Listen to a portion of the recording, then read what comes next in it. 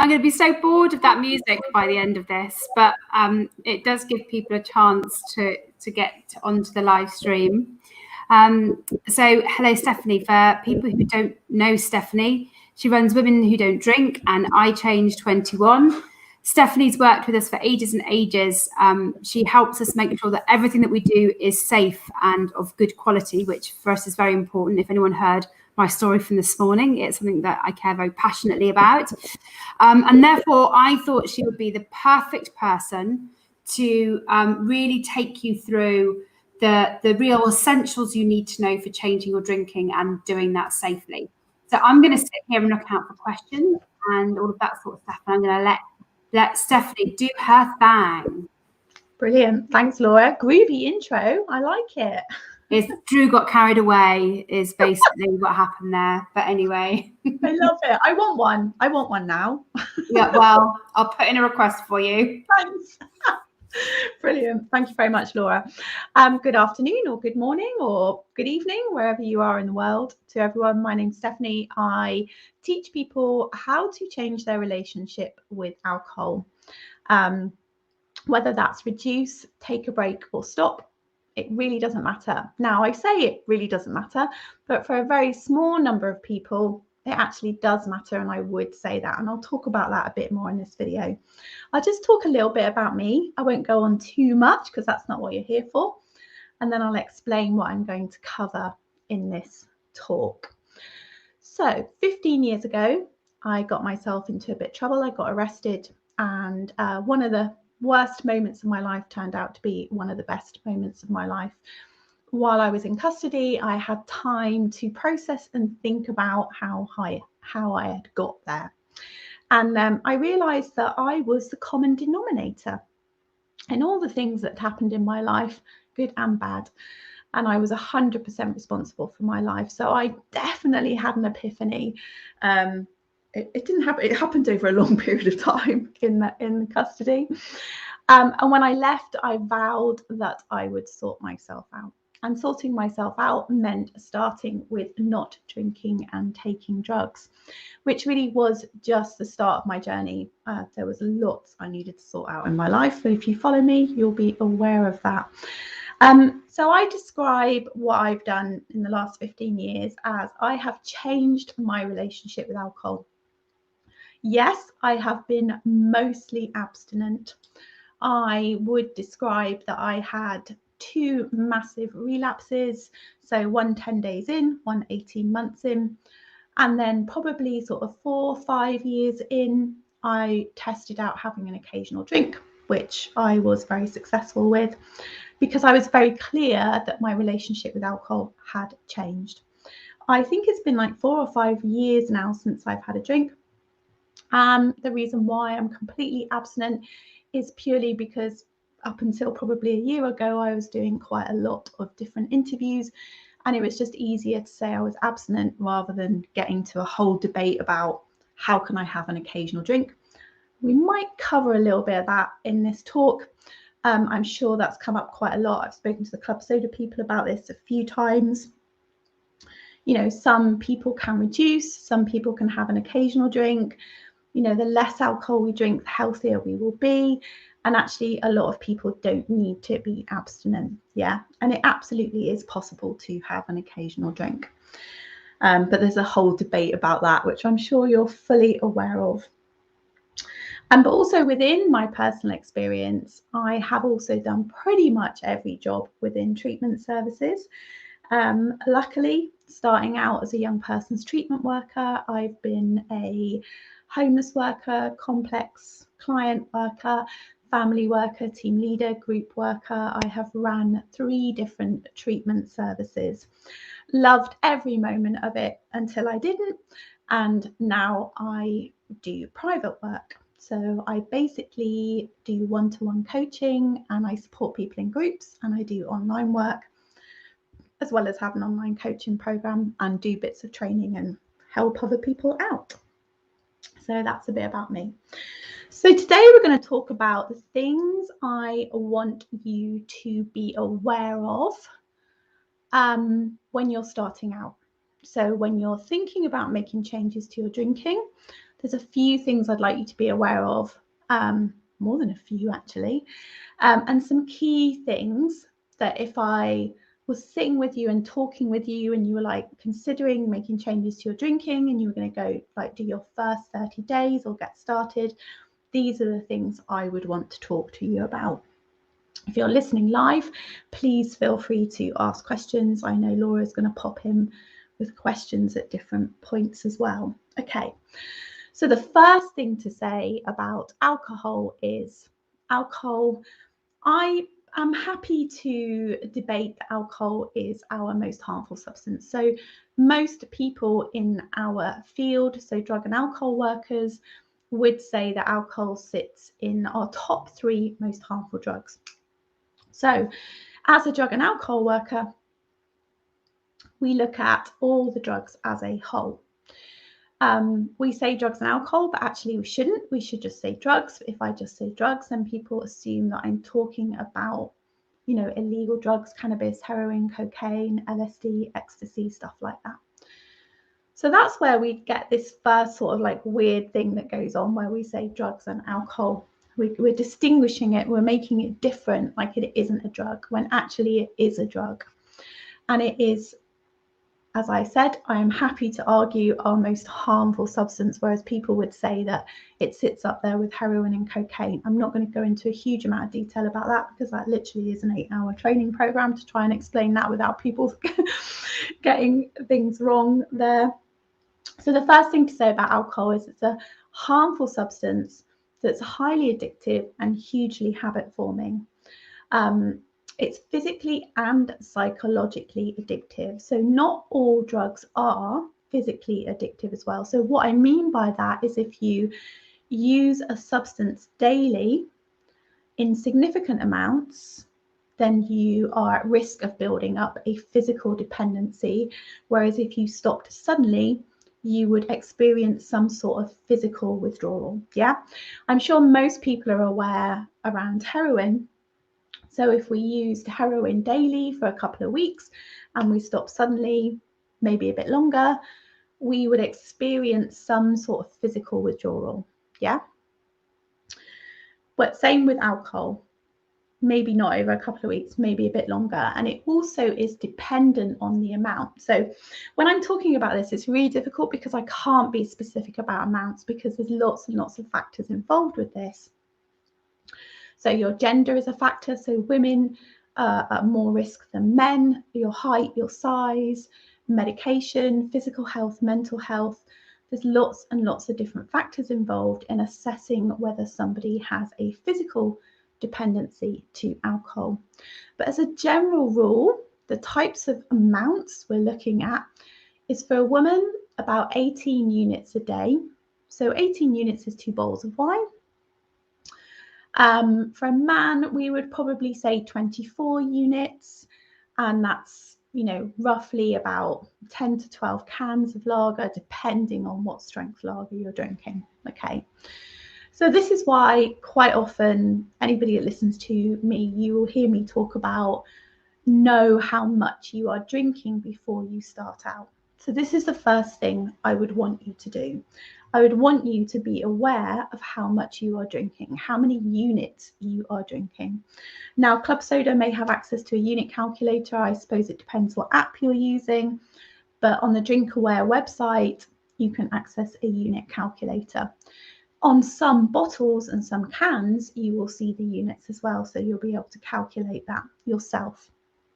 Now, I wouldn't recommend that you assess your own physical dependency. Some of you may know because you're very knowledgeable and experienced about that, but I would always recommend that you talk to a trained practitioner, so someone like myself or Drew or your doctor or somebody through alcohol services, that is able to assess whether you have a physical dependency. Now, the reason why I go on and on and on about this is the problem with alcohol is if you do have a physical dependency to alcohol and you stop suddenly, then you may experience a withdrawal. And the problem with that withdrawal is it can be fatal. Okay. So symptoms of withdrawal are sweating, shaking, anxiety, whole body shakes, hallucinations, psychosis, and fits. It's not unusual for people to, hallucinate in their dreams. So to have really, really horrific dreams like it's not just bad dreams, like you would really notice a difference. Yeah. Anxiety is quite a common symptom from withdrawal as well. So it's really common. And this is one of these funny things that gets missed. So maybe people are drinking a bottle of wine or a bottle of wine and a half. So it's not that high and they're probably not having the sweating or the shaking symptoms, but their anxiety is really difficult when they stop drinking. And it might be a reason why they would start drinking again. If this is you, I would say go and see your doctor and talk about different medications to help you with that anxiety for the couple of weeks while you stop drinking. Okay, so let me just recap on that because it's really, really important. Okay, so the first thing before you do anything else, if you're thinking about making changes to your drinking, is to understand how much you are drinking. So you can keep a record of your units over a week. You could pick a particularly bad week. If you're a binge drinker, pick, a recent weekend. Physical withdrawal can also be an issue for binge drinkers as well. It's not just about daily drinking.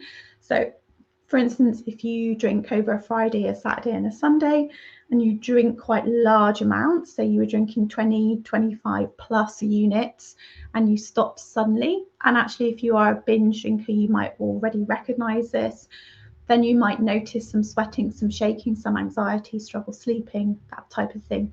You're having some withdrawal symptoms there. Okay, so it's really, really important that you understand how much you're drinking, how many units you are drinking. So like I said, for a woman, I'd be concerned around 18 units and above, and for a man, 24 units and above. However, there are anomalies with all these things, aren't there? So occasionally, very, very occasionally, for some women, it's less than 18 units, but very, very rare. That would be where a woman is older, or maybe she's particularly small, so small in height and small in stature. Same for a man. It was very rare that we saw a man under 24 units with a physical dependency.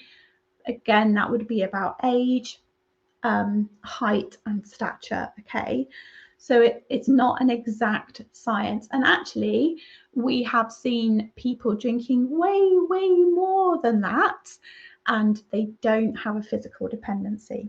Okay, so if you're drinking in the higher amounts, the safest thing to do is to speak to your doctor, speak to a qualified alcohol practitioner, or reduce slowly. Yeah, reduce slowly. So quite often people will say to me, oh, I just want to stop drinking. But the first thing we need to know is, well, how much are you drinking? And then are you having any withdrawal symptoms? And then we need to make a plan. Okay, so that's the most important thing to say, to figure out, can you reduce or can you just stop? Now, in terms of the goal, so the safety bit obviously is some people will need to reduce, but if that isn't a factor, in terms of setting a goal, that's a very individual thing. Okay, so some people like to set a goal. If you think generally in your life, goals work for you, set a goal, you strive to achieve it, you mostly achieve your goals, that works for you, it doesn't work for everyone, then sometimes it can be useful to be like, oh yeah, I'm going to do 30 days alcohol free and see how I feel, or I'm going to not drink at home, no home alone drinking, or I'm going to drink less when I'm socializing. If it works for you to set a goal, then set a goal. But if it doesn't, please don't worry about that either. I have just as many clients that I'm more than happy to focus on today. So today I choose not to drink. And actually, that's something that I say. I mean, I don't say it a lot, to be honest, because it's not really a factor anymore. But if somebody asked me, I would describe it as today I am choosing to not drink. I have no idea what the future holds, but today I'm choosing not to drink. And in terms of a bigger level goal for me, that's about health. So my choosing to not drink on a daily basis is more about bigger goals around health and me making good choices about what I put into my body. Okay, so we've covered physical dependency. We've covered, being able to make that decision. Do you know if you need to reduce? Let's just talk about reducing actually. So I'm not going to give advice here about how to reduce. If you are physically dependent, like I said, please go and see a doctor or an alcohol practitioner, but reduce as slowly as you can. It's pretty much all I can say without speaking to you one-to-one. That's the safest way of doing it. And although frustrating, and I know I see this sometimes in different forums, is people have had enough and they stop drinking and they're experiencing withdrawals and they can't get any medical support and they're told to have a drink. That I hear that is really frustrating. I totally get that. However, what we want to do is, safety first. It's a very real risk that, people can die in withdrawal. So we need to look after you, have a drink so you can manage your withdrawals and keep reducing slowly. Okay, definitely. Now, the next part of your preparation would be to educate yourself. I would say this is the next most important bit. So you're probably going to get annoyed with me because I'm going to say, this is really important. I've crammed in my most important bits and see if I can get through them. But knowing how many units you're drinking, understanding about physical dependency, number one, obviously because of safety. Next, educate yourself. Now, my favourite book for facts is Drink by Professor David Nutt. It covers everything you need to know about alcohol factually. I highly recommend anyone, no matter what's going on with your drinking, read this book at least once, and then you encourage all your family and friends to read it as well, because it's about educating yourself about alcohol. Yeah, alcohol is a massive part of our culture and society. It's a legal, readily available, harmful drug. It's really, really important that you educate yourself. Obviously, because I'm a drugs and alcohol worker, I'm huge on the education front. That's, pretty much my bread and butter. Educate yourself about what you are putting into your body. If you're drinking alcohol, understand what it is, make an informed choice about what you are putting into your body. Super, super important. All right. Part of this as well, when you're educating yourself, is about your mindset. So getting really clear on what alcohol is on its own. Factually, it's a drug. Yeah, that's what alcohol is. And quite often when I'm coaching people, I'll say to them, do you want to be a daily drug user? And they'll be like, no. So, well, you are. You're a daily drug user. Nobody wants to think of themselves as a daily drug user, but alcohol is a drug. So getting really clear on what alcohol is and using factual language can really help in terms of your mindset. So one of the most common things I see is that people tell themselves stories about alcohol, about themselves, about what it is. It's convenient to think a certain way about alcohol. It's like, no, that's not true. I think we've all seen, red wine is good for you because of the antioxidants. No, it isn't. I hope we all know that is not true. And that actually to get the benefit of the antioxidants, we would need to drink a barnful, which would actually kill us. Yeah. So just to be absolutely clear, there is nothing of any use in alcohol whatsoever. Now, just as a little caveat, I may sound like I'm the fun police. I'm definitely not. And like I said at the beginning, I'm I'm a massive fan of harm reduction. I will only tell you if you need to be abstinent, if actually that's really important in terms of your, keeping you alive and your quality of life. Okay. So educating yourself and then getting really clear on what alcohol is. Yeah, it's a drug. It's a highly addictive substance, physically, psychologically addictive. Okay. It's our most harmful substance. All right. And then get clear on what alcohol is for you. All right. Because the thing with alcohol, and hopefully when you read this book, you'll understand, the thing with alcohol is it can impact us in so many ways, and it impacts all of us slightly differently. So for some people, it will impact their physical health. And again, in different ways. There's numerous ways that alcohol can impact on our physical health. It's implicated in over 200 diseases. There's numerous ways where alcohol can impact on our physical and emotional well-being. Numerous different ways. So, you could take a room full of 10 people that drink a bottle of wine a day, and each one will be having a slightly different impact. Some of them may not be aware what the impact is yet. For me, the impact was very much about my behaviour. There was no weight gain. I looked great, wasn't impacting on my skin. It purely was, you could argue it was impacting on my mental health, most definitely, but it was very much about my behaviour. So alcohol impacts us all in very different ways. So get clear on what it is for you. So for some people, it will be about impact on emotional well-being. Anxiety, when they drink, afterwards the anxiety's bad. For some people, it'll be about weight gain. For some people, it will be about health, their physical health, maybe their skin, that type of stuff, okay? So get clear on what alcohol is for you. Right, so whether you want to reduce the harm, or whether you need to be alcohol-free will depend on how you set this up. So let's have an example. So you have thought about it, you have figured out your units, you can see that actually you're not at risk of physical dependency. That's great. So you're thinking, do you know what? I'm not going to drink at home alone. What I'm going to do is when I go out, I'm going to restrict it to a couple of drinks. That's what I'm going to do. Or maybe only go out once a week, that type of thing. Maybe twice a week. I'm going to restrict it to a couple of drinks. Yeah. So that you've educated yourself as well. You can do that obviously while you're doing it. That's fine. So you're really clear about what alcohol is. You can be very factual with yourself. You're making this decision because alcohol is impacting you in some way.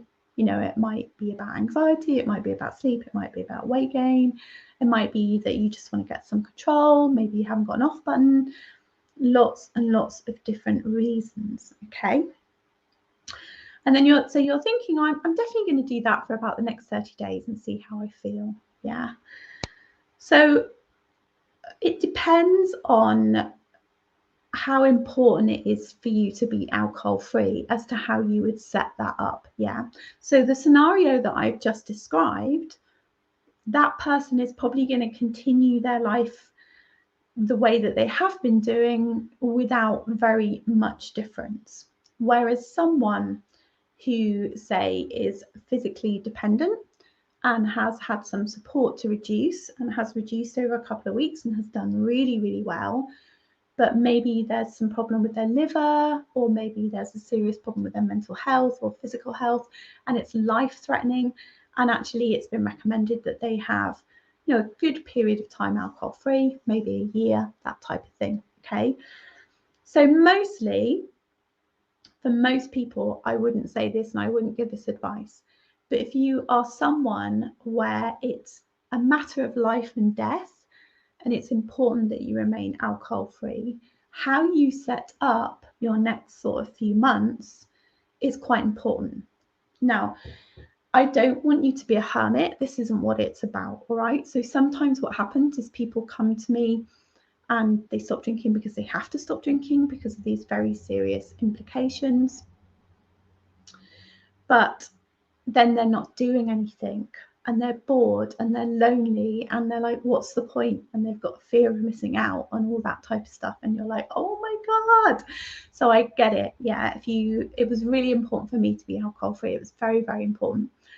When we make that decision, that's amazing and you're alcohol free, but we must put new good stuff in. Now, I would also say that if it's important that you remain alcohol free, that at least for the first few months, that you avoid situations where alcohol is readily available. Now, I know that isn't always possible. You know, one of the things I talk about a lot is don't buy it, don't have it in the house. If it's really important, you know, particularly be honest with yourself. Are you impulsive? Are you an opportunist? You know, a lot of this is about getting really honest with yourself, okay?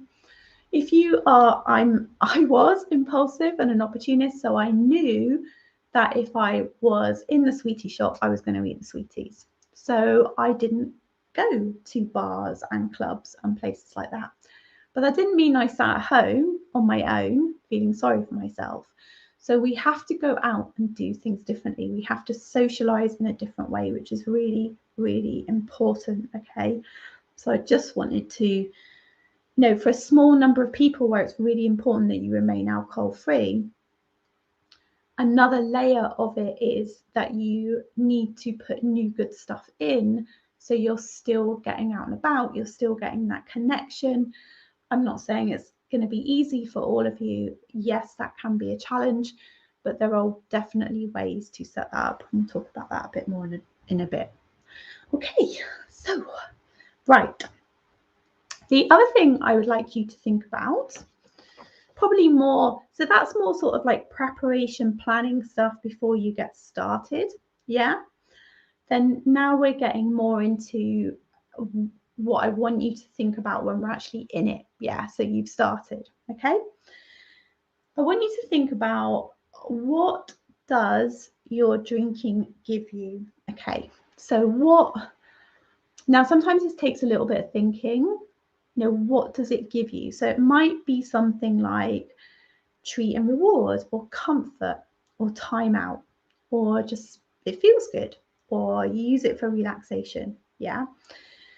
There's a number of different things that we could get from having alcohol. So if we are reducing, having alcohol-free days, being alcohol-free, taking a break, doesn't matter. When we take it away, what we need to make sure is that it's not about sacrifice and deprivation. So you take something away, what's missing? How else can you put that in a healthy way? Yeah. So a really good example of this is, you've done all week alcohol free and you feel great.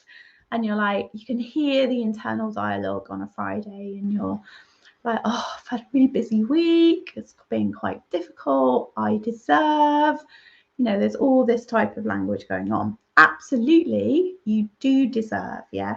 Treat and reward is super common. We have used alcohol as treat and reward. So it's thinking of other ways that you can get treat and reward, yeah. Escape. Some of us like to escape. There is absolutely nothing wrong with that. The only caveat I would say there is if you're escaping because you don't like your life, then I would highly recommend you get some support from a good coach to start working through how you can make changes in your life so you don't need to escape from your life. Yeah. But some of us just like to escape anyway, whether we escape into films or, when we're out on a walk or a book, stuff like that, it doesn't matter. So if alcohol has been an escape for you, how else can you meet that need? Maybe it's been about comfort. How else can you get comfort? Maybe it's been about time out. So another one that I hear quite a bit is me time. It's the only time I get time to myself. Okay, how else can you get me time? Another one is about feeling good. So alcohol is a drug and we drink it. Actually, it does quite complex things to the brain, but on a simple level, it's releasing the dopamine. It's that feel good stuff. So how else are we going to get our feel good hits? Yeah. If you use alcohol to relax, then it's learning other ways that you can relax. Okay. Now, the thing I want you to remember here is alcohol is a quick fix.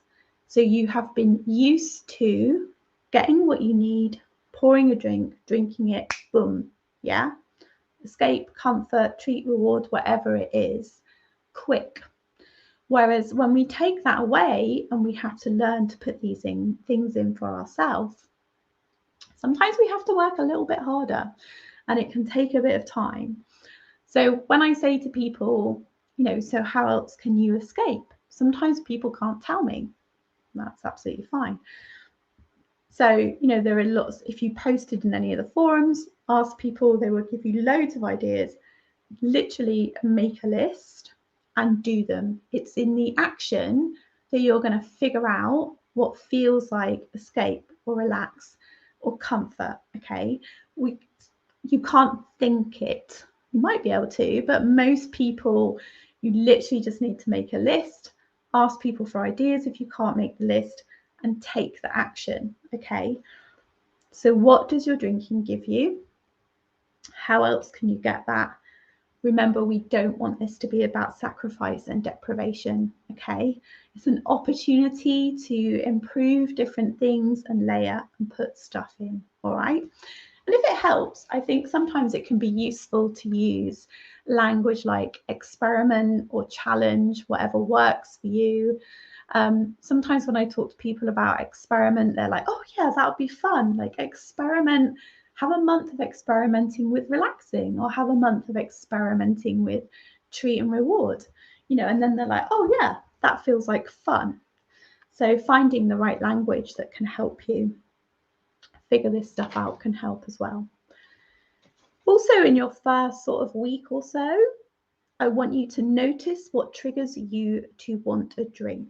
Now, you will know some of the answers to this, but you won't know all of them. And depending on how long you reduce or take a break, you will learn about your triggers as well as when you go on. So for instance, it took me about 18 months to figure out that tiredness was a trigger for me. There was no way I would have picked that up before that. So we don't expect you to know all the answers in the beginning. These are just things that I would like you to think about, all right? So a good way of looking at figuring out what triggers you to drink is doing it under these headings. So think about people that you always drink with or you always drink too much with. Think about places that you go to where you always drink too much. Think about certain times of the day when you drink, or just special times like celebrations, certain dates, stuff like that. Think about feelings that trigger you to drink. Now, it might be a number of these, like New Year's Eve with a certain person in a certain place. Yeah, that's okay. But if you start with these headings, people, places, times, feelings, what that will do is it will give you a starting point and an awareness of things that might be like, oh, I need to be extra vigilant. And going back to, depending on how important it is for you to be alcohol free or not. So if it was, really important that you were alcohol free, then it'd be thinking about how you could socialize differently with people that trigger you to drink. Yeah, so obviously not meeting them in bars, maybe meeting up for them for breakfast or coffee or going for a walk or yoga class, anything. Yeah, so people, places, times, feelings. And then thinking about how can you make it easier? How can you do things differently? How can you mitigate the risk? And again, this comes down to how important it is for you to be alcohol free as to how vigilant you need to be here. But some examples of that, like I've said, so certain people, can you talk to them? Can you ask for their support? Can you socialize with them differently? Different times of day can be useful, not meeting people in bars or clubs, that type of stuff. Avoiding places where there's alcohol, but again, socializing differently, doing things differently at those times. So if 5, 6 o'clock is a difficult time of day, what can you do at that time of day that's going to help you take your mind off it? How can you learn about your emotions so that can support you if your emotions and feelings are an issue. Yeah.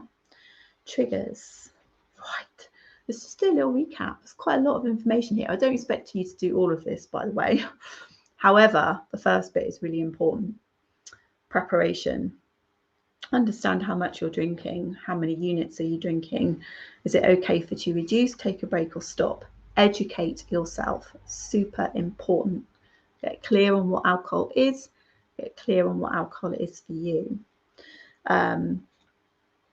Setting your goal if you want to, and feeling good about that. What does your drinking give you, and how else can you get that? Noticing what triggers you to want a drink. People, places, times, and feelings. Okay, so cravings. Now, you may or may not have cravings. It doesn't mean anything. It doesn't mean there's anything wrong with you if you have lots of cravings. It doesn't mean there's anything wrong with you if you don't have any cravings. Yeah. So essentially, a craving is a thought attached to a feeling that turns into an urge that can feel quite strong. Yeah. Same as any thought or feeling. You know, we think, we feel, it impacts on our behaviour. This is just how humans work. This is just what we do. Yeah. So doing the work on triggers will help with this. And humans are creatures of habit. So the more you do these things, the easier it's going to get. So a classic example of this is that because you have a drink at 6 o'clock, then when you first start to make changes, you find that you start to have cravings at around 5:30 or 6 maybe. Well, that's a classic example of how you've set up a habit. So the more you do something different, then the easier the cravings will be, and they will just disappear. Yeah. The bottom line is with a craving and with any emotion is that it will pass. Yeah.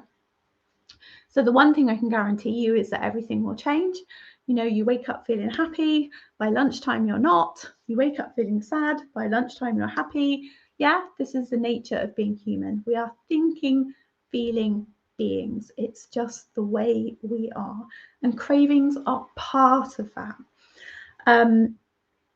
Sometimes cravings can be a response, it's just that habit response to certain situations. So, you know, stress responses, difficult week at work, an argument with someone, certain emotions. So it can just be part of that process. Now, one of the easiest ways to manage this in the first few months is to have a handful of things that you can do that help you distract. Yeah. So essentially what will have happened is you would have been thinking about alcohol, maybe not even realizing it, which then create feelings which turned into an urge. Yeah. Now you can just notice it and ignore it, knowing that it will pass. You are in charge after all, not your thoughts or your feelings. Or you can take an action that will distract and hopefully change how you feel. So what you're looking for is short, sharp shock things like going for a brisk walk, phoning a friend maybe that you can take your mind off it, watching something funny, doing 10 star jumps, having a cold shower, brushing your teeth, going for a run, listening to some loud rock music. Yeah. And if you're in any forums or you have any friends that are doing this, just ask them, what did you use to distract with your cravings? I do find that the more you put new good stuff in and you change things up, the easier it is to manage the cravings. Yeah. Okay, so I think this has been a theme running throughout, putting new good stuff in. Super, super important. Like I said, it's one of the most common things that people contact me about. You know, I've done 3 months alcohol free or a month, whatever, and my life's so boring and I can't cope and I'm thinking about drinking again. You know, that's really sad and nobody wants that. We don't want alcohol to be our only pleasure. Yeah, We want to learn how to enjoy our life without the aid of a substance. Now, I'm not saying that you can't enjoy different substances. It's about appropriate use of the drug and obviously impact on yourself, which is really important.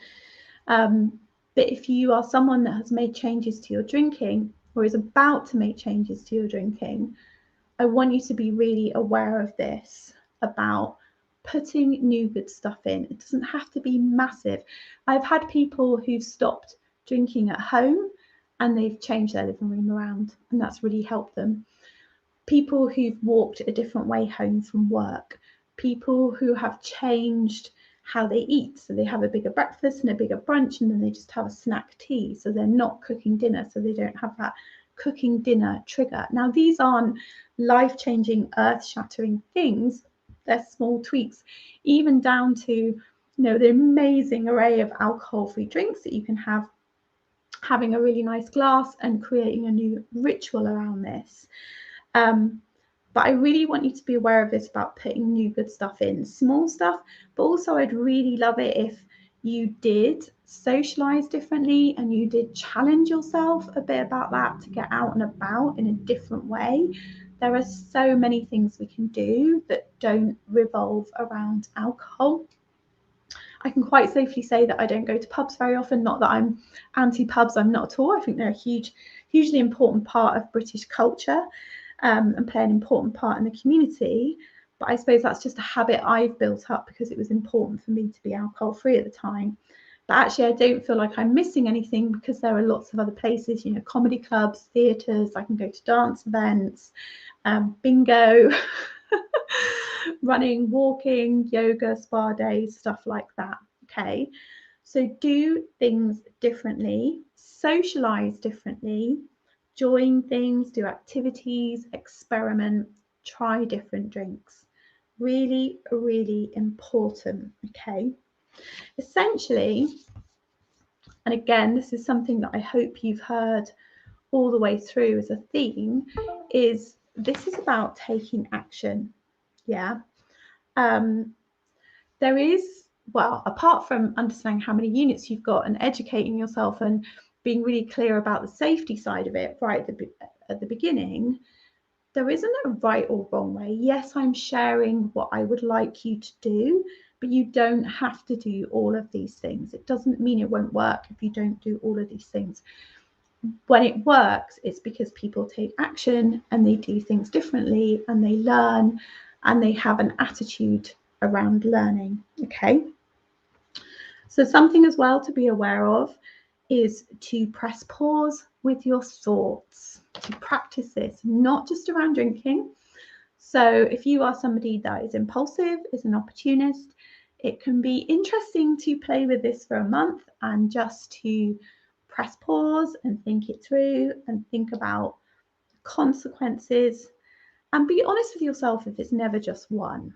Yeah, so for some people, if you can't just have one drink, then be honest with yourself about that, and maybe, take a bit of time off and do some of the stuff we've talked about here. Okay, but learning how to press pause with your thoughts and think things through, think about the consequences, being honest with yourself can really help.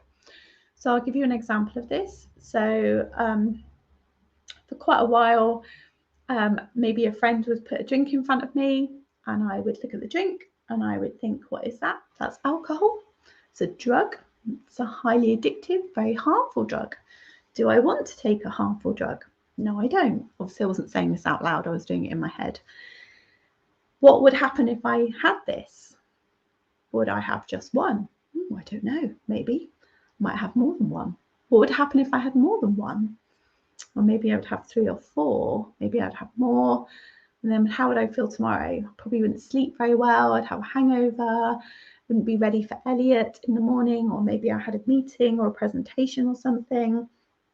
Just thinking it through and being honest with myself and thinking of the consequences always helped me to be able to stand back and go, do you know what? Actually, I don't need to have that.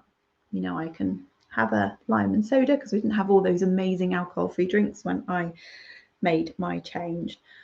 And that's a practice in itself. It doesn't just have to be about alcohol. Learning to press pause, think it through, be honest with yourself, and be clear about the consequences. Yeah. Now, as well, it's really important, is no beating yourself up.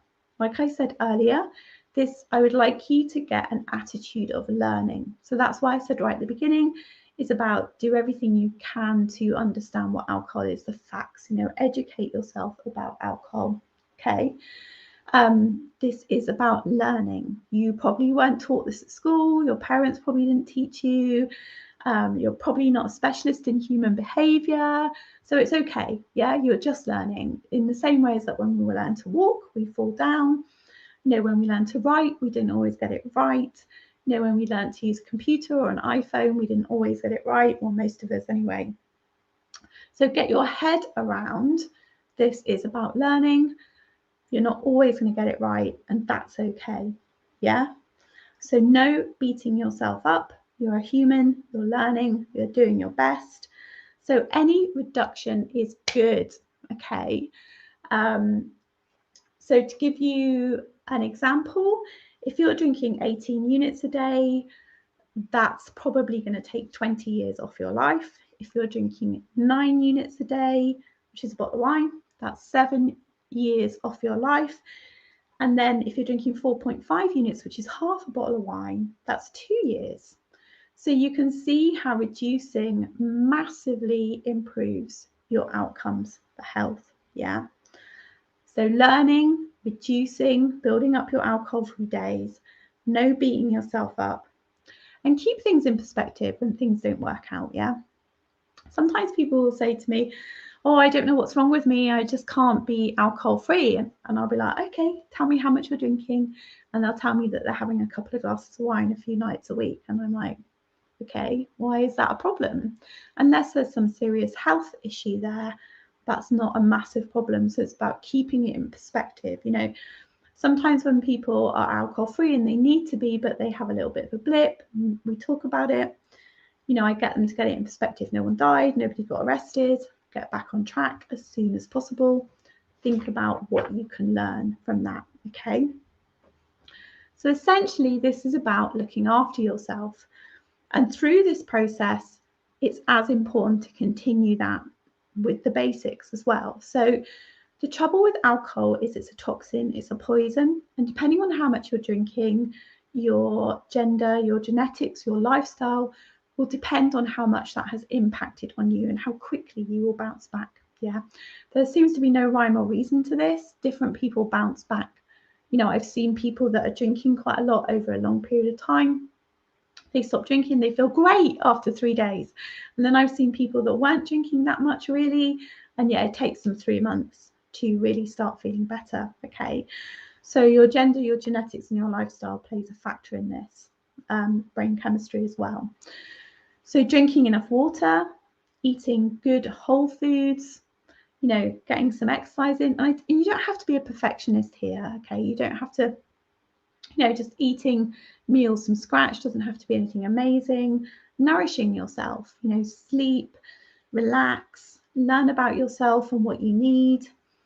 And make sure that you have some pleasure and fun in there as well. So yes, I want you to do the basics, and I want you to do the basics because that nourishes you, and alcohol takes that away. So we want to put the good stuff in. It's going to help you to bounce back a lot quicker. So that's really important as well. And the pleasure and fun bit is really important as well. It's a bit that gets missed. And that's why I always talk about doing things differently, getting out and about as soon as you can, experimenting, be a trier, take action. Because we want you to start having fun without alcohol. And I'm not saying you can't have fun without alcohol, but what tends to be quite common is when people reduce their drinking or they're having alcohol-free days, is they feel like they're missing out on pleasure or fun, and that maybe alcohol was their only pleasure or fun. So then in the same ways that we need to learn how to relax or escape, maybe we need to figure out what gives us pleasure and fun as well.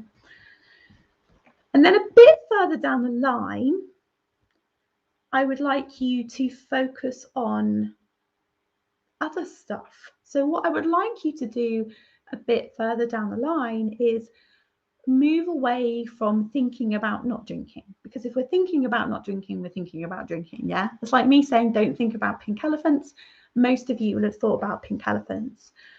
So I want you to shift focus onto how you want your life to be. So the idea is that you've put some new good stuff in, and maybe something grabbed you, and hopefully that becomes your focus, whether that's about healthy eating or sleep or relaxing or meditating or walking or a new job or a new partner. It doesn't matter, okay? As soon as possible, we want that to move from the focus of not drinking to life and to something that motivates you, okay? And essentially, you know, as you're starting out, maybe that first month, first 3 months, I want you to once a week to review as well, to take 5 minutes, maybe on a Sunday, to think about, okay, what worked this week? What can I improve on next week?